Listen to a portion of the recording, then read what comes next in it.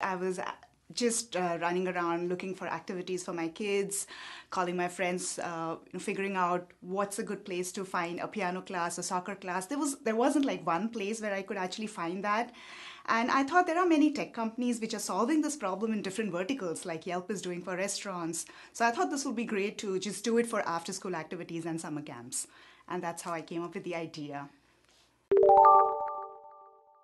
So the first thing I did was to make sure that this is not just my problem, this is a problem with other parents too. And the response was overwhelming. Everyone was just doing what I was doing. Everyone was so frustrated with this problem that, I'm spending so much time finding an activity for my child. There has to be a better way. And at that point, it was a no-brainer. We decided, okay, we'll just work together for a month and see how it goes. Absolutely, like, no commitments. And that 1 month felt like we worked together for a year. So we were not just 2 times as productive, we were like 10 times as productive, because until then she was a solo entrepreneur, I was a solo entrepreneur, and we knew what it was like to run your own business by yourself. The thing is, you rather not, it's better to not have a co-founder than have the wrong co-founder. Yeah. And when you have the right one, we just understood the immensity of it, and then it was like absolutely no-brainer for me to just go work on it, even though I don't have kids, that I don't feel the problem. But now that I've been working with her for so long, she's so passionate about it, it's very difficult to miss what the problem is. It was actually converting this idea into a real business that has been challenging. You're moving towards the idea and you realize, okay, that's not going to work. So you actually meander. One of the best things about software is you can always call it a beta. So you're always in beta. Yes. And then the day you feel like, okay, this is good, let's just take it off, you quietly do it. To me, the real obstacles were finding the right people at various stages to work with. Based on our experience, we figured, on paper, the person might look great, but what really works is to actually work with the person, spend 2 weeks, spend a month without any commitment, just work and see if there's chemistry. And that's the philosophy that we are going to follow throughout. Whenever we have a key hire in the company, we just suggest, let's work for a month without any commitment, see if there's chemistry. If there is chemistry, then this 1 month that you spend together is going to go a long way. And if there isn't, then yes, 1 month you spend together, it's still not a waste of time. You've still learned a lot. I would not call something an obstacle until it really stops you from moving ahead. That's the whole point of a startup. You're turning around agile. You're trying to figure out whether they're going to go through the wall, around the wall, jump over the wall. So it's not stopped. Nothing's ever stopped us so far. Of course, we've met a lot of walls along the way in so many ways. To us, these are real challenges, not really obstacles. These are challenges which actually make us learn a lot and evolve as entrepreneurs. When we have these obstacles, we're kind of in the lows. But there's always, after a low, in a sine wave, after a low, there has to be a high. So we know that, okay, we are at this low point, but there has to be a high. And we just look forward to that high. We work well together, so the obstacle doesn't seem too big. So anytime we have something, somehow it's worked out that when I am low, she's high. When she's low, I'm high. So we've been able to pull each other out. The most common thing is not sharing their idea, being afraid of what if somebody else steals my idea, right? It's all in the execution. We share everything that we're doing all the time with everybody because we know it doesn't matter. That's fine. If you're going to go execute it better than us, good for you. Then for us, it's to figure out how to do it differently or better. Yeah, finding the right co-founder is the most critical thing in a startup. It would just be unintelligent to not acknowledge everybody else. Every person that you come across, that you meet, has something valuable that you can learn from. And if you're not learning all the time from somebody else, then you're missing it. That's what this place is all about. It's so rich with knowledge. It's up to you to reach out, grab it, and use it.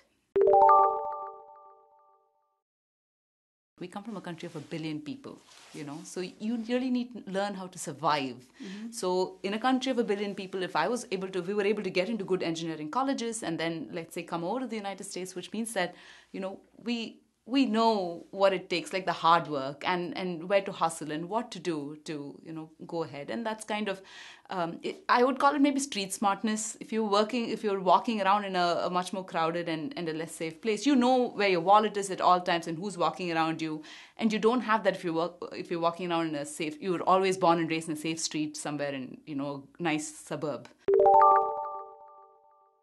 I think perseverance is one thing. You really need to be patient.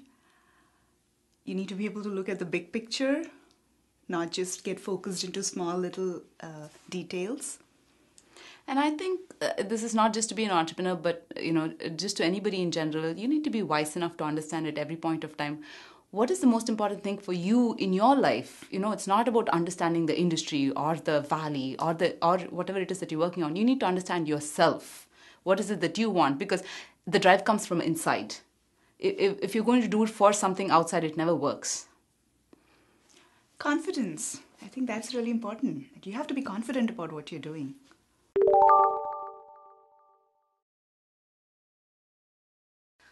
Well, expect the worst. It's always good to be optimistic, but things are never going to go the way you want it to be. You have to be somebody who is excited by adventure and likes surprises, because that's what this is going to be filled with.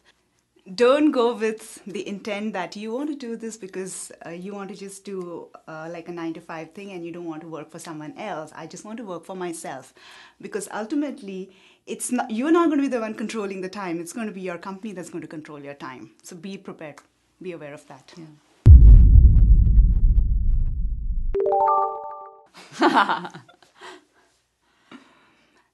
Having found a co-founder that we can work with, that I can work with. I would say exactly the same thing, honestly. Jeez. I don't look back at my failures. Yeah, me neither. I don't think I've had any big failures in my life. Or, I believe that's one of the things that's common between us. Neither of us is dramatic people that like looks back at our life and thinks, oh, that was a turning point. This awesome thing happened, or that bad thing. It's just, this is what it is today, and we'll see what we want tomorrow and just move on. To us, failures are learning experiences.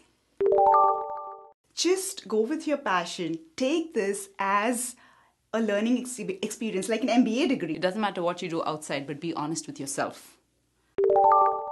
I'm sure there are a lot of people who came and said stupid things to us. It's like we don't let them affect us. Yes. Again, we don't remember the worst advice. We always remember the good advice.